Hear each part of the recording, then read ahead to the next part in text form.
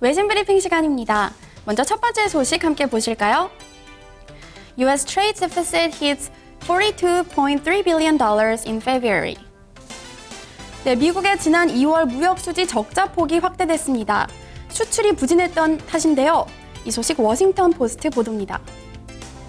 현지 시간으로 3일 워싱턴 포스트에 따르면 미국의 2월 무역 적자 규모는 전월 대비 7.7% 증가한 423억 달러를 기록했습니다. 이는 1월 수정치인 393억 달러와 전문가 예상치인 391억 달러를 모두 웃도는 것으로 5개월 최고치이기도 한데요. 같은 기간 수출은 1.1% 감소한 1,904억 3천만 달러, 수입은 0.4% 증가한 2,327억 3천만 달러를 기록했습니다. 중국의 성장률 둔화와 취약한 유럽의 경기 회복이 미국의 수출 수요를 약화시킨 것으로 풀이됩니다. 2월 미국의 대중국 수출은 4.6% 줄어들었고 대유럽연합 수출 역시 2.5% 감소했습니다. 미국이 무역에서 예상 밖의 저조한 실적을 나타내면서 지난 1분기 경제 성장이 타격을 입었을 것이란 분석이 나오고 있습니다. 실제로 이 같은 결과가 나온 후 모건 스탠리는 미국의 올해 1분기 경제 성장률 예상치를 2%에서 1.5%로 하향 조정했습니다. 네, 다음은 유로존 소식 함께 보시겠습니다. ECB keeps interest rate hold at 0.25%. 네, 유럽중앙은행이 기준금리를 0.25%로 동결했습니다. 5개월째 동결 기조를 이어간 건데요. 이 소식 BBC 뉴스 보도입니다. 현지 시간으로 3일 BBC 뉴스에 따르면 ECB는 독일 프랑크푸르트 본부에서 정례 금융통화정책회의를 열고 기준금리를 0.25%로 동결했습니다. ECB는 지난해 11월 기준금리를 0.25% 내린 이후 5개월째 동결 기조를 이어가고 있습니다. 이날 금리 동결 결정을 내린 ECB의 판단은 최근 경제 회복 징후가 나타나고 있어 향후 경제 상황을 좀 더 지켜보겠다는 뜻으로 풀이된다고 BBC 뉴스는 설명했습니다. 지난달 유로존 물가 상승률이 글로벌 금융위기 이후 최저치인 0.5%까지 떨어지며 디플레이션 우려가 커지고 있는데요.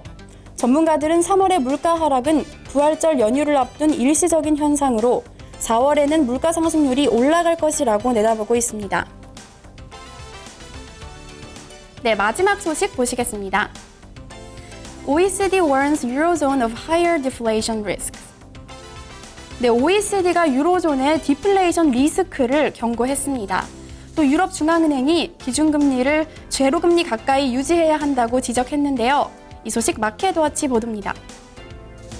현지 시간으로 3일 마켓워치에 따르면 OECD는 보고서를 통해 디플레이션 위험 혹은 장기간 매우 낮은 인플레이션은 불경기의 일부분으로 인플레이션의 지속적인 하락 압력을 제공하고 있다고 말했습니다. 또 인플레이션은 ECB의 물가 안정 목표인 2%를 크게 하회하고 있다고 지적했는데요. OECD는 디플레이션 위험이 커지면 ECB는 추가적인 비전통적 조치를 고려해야 한다고 촉구했습니다. 또한 OECD는 유로존의 경제 활동이 계속 약화되면 디플레이션에 빠질 수 있다면서 이머징 마켓의 경기 둔화와 미국의 테이퍼링 또한 유로존 디플레이션 가능성을 고조시키는 요인이라고 지적했습니다. 지금까지 외신 브리핑이었습니다.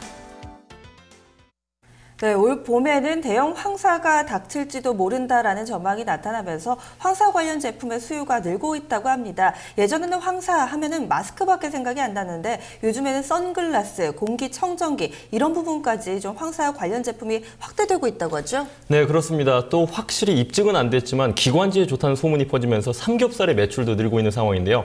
이처럼 올 봄에 봄철 소비 패턴까지도 황사가 바꾸고 있습니다.